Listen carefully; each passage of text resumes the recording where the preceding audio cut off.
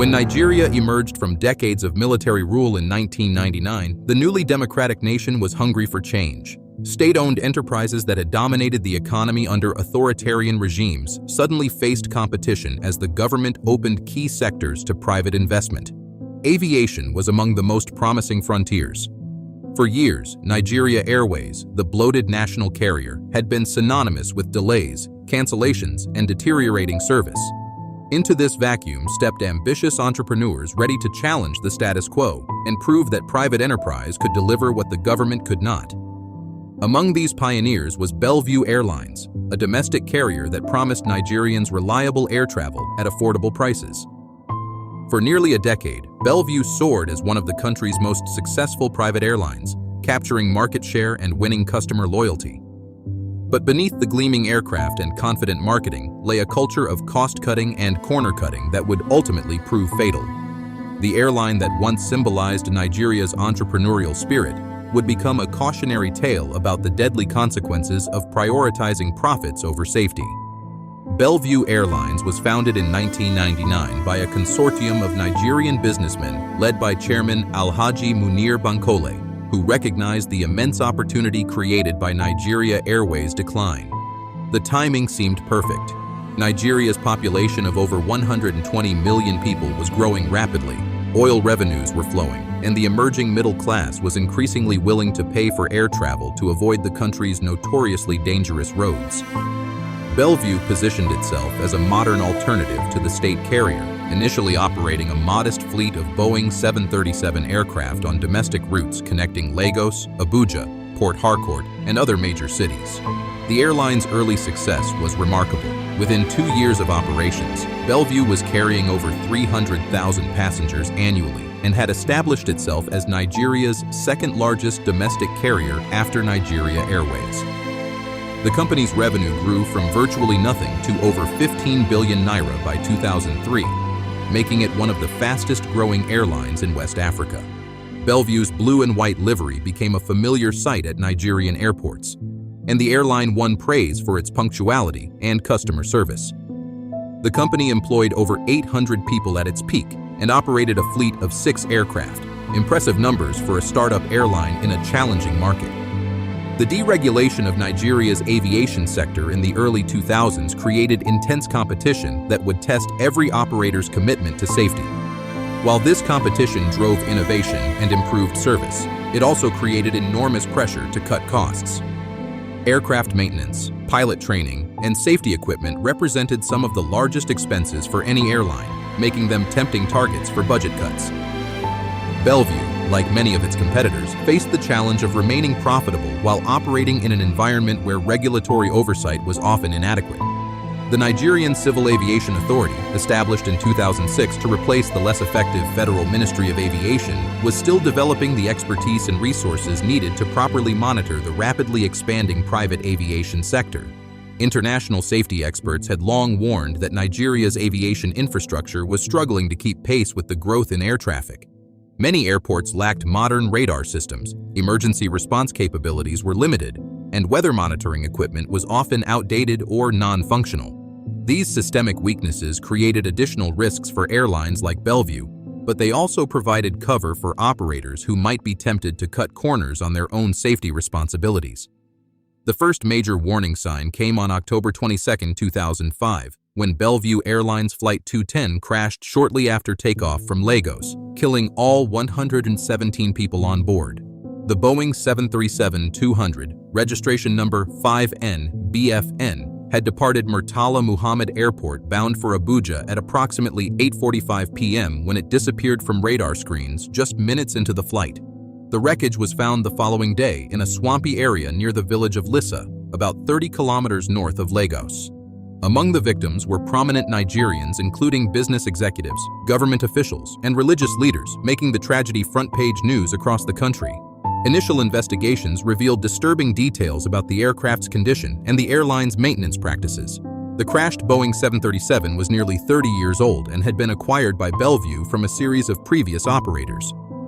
Maintenance records showed that the aircraft had experienced multiple technical problems in the months leading up to the crash, including issues with its electrical systems and engines. More troubling was evidence that some required maintenance checks had been delayed or performed inadequately to keep the aircraft in service. The investigation also revealed that the flight crew had reported unusual vibrations and other anomalies during previous flights. But these concerns had not been properly addressed by Bellevue's maintenance team. In the aftermath of Flight 210, Bellview Airlines found itself under intense scrutiny from regulators, media, and the flying public. The Nigerian government temporarily suspended the airline's operations pending a comprehensive safety audit, and international aviation authorities began questioning Nigeria's ability to properly oversee its rapidly expanding airline sector. Bellevue's management initially blamed the crash on bad weather and insisted that their safety standards met all regulatory requirements.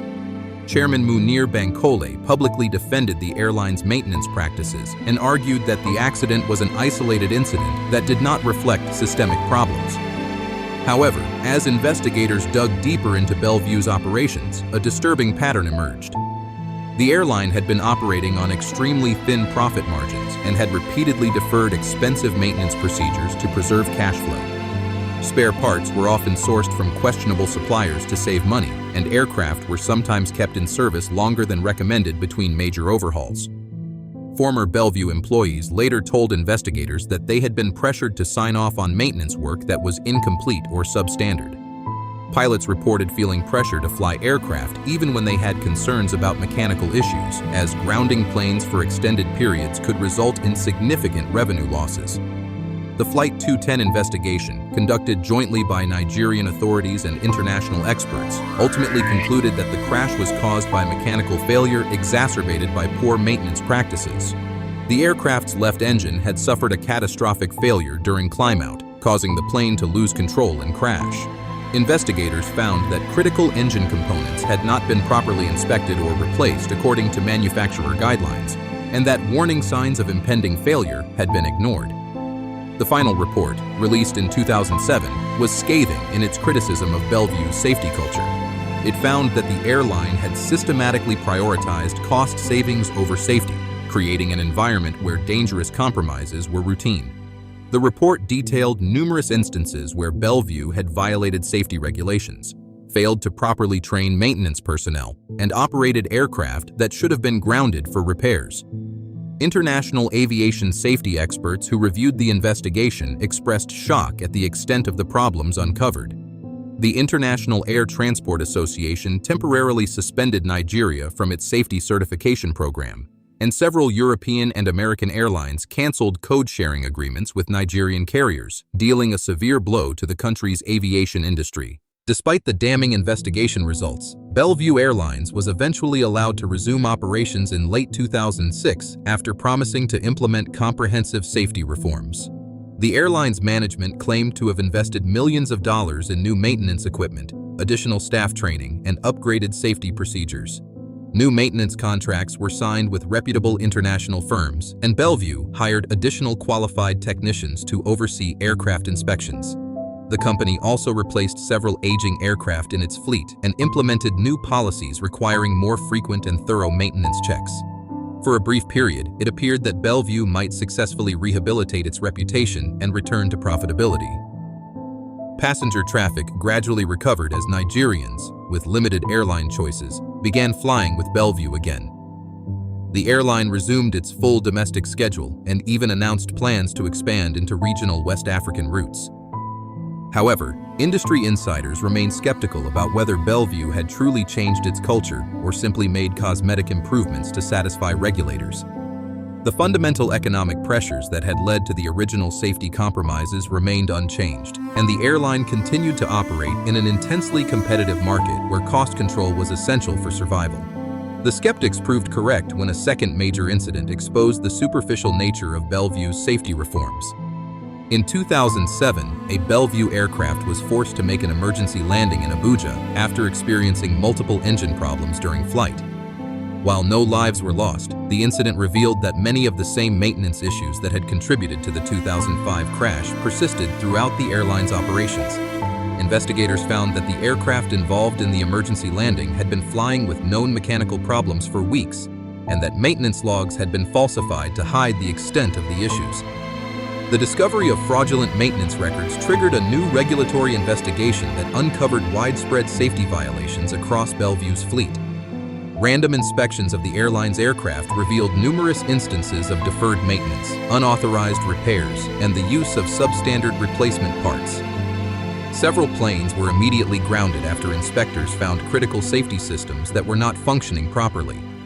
The regulatory investigation also revealed that some Bellevue pilots lacked current certifications and had not received required training updates. Flight crew scheduling practices were found to violate regulations regarding rest periods and maximum flight hours, potentially contributing to pilot fatigue and human error. By 2008, Bellview Airlines was fighting for its survival as mounting safety concerns combined with financial pressures to create an unsustainable situation. The airline's reputation was in ruins, passenger traffic had declined sharply, and insurance costs had skyrocketed due to safety concerns. Major corporate clients began refusing to book their employees on Bellevue flights, and several airports imposed additional inspection requirements on the airline's aircraft. The company's financial situation deteriorated rapidly as revenue fell, while safety-related costs increased.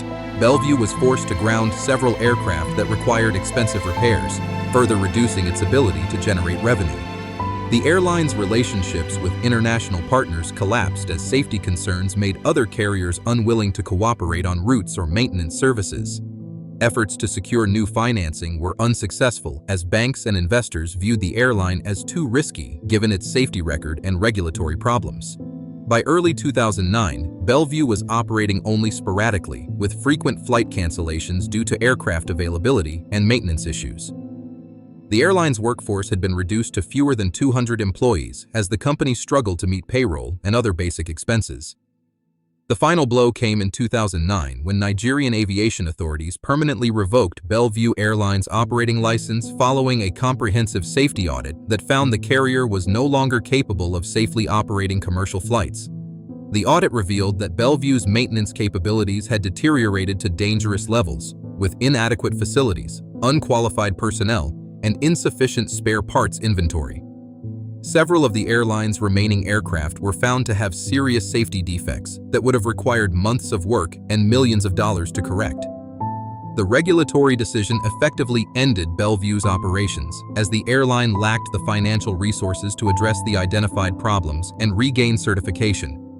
Within weeks of losing its license, Bellevue Airlines ceased all operations and began liquidating its assets to pay creditors.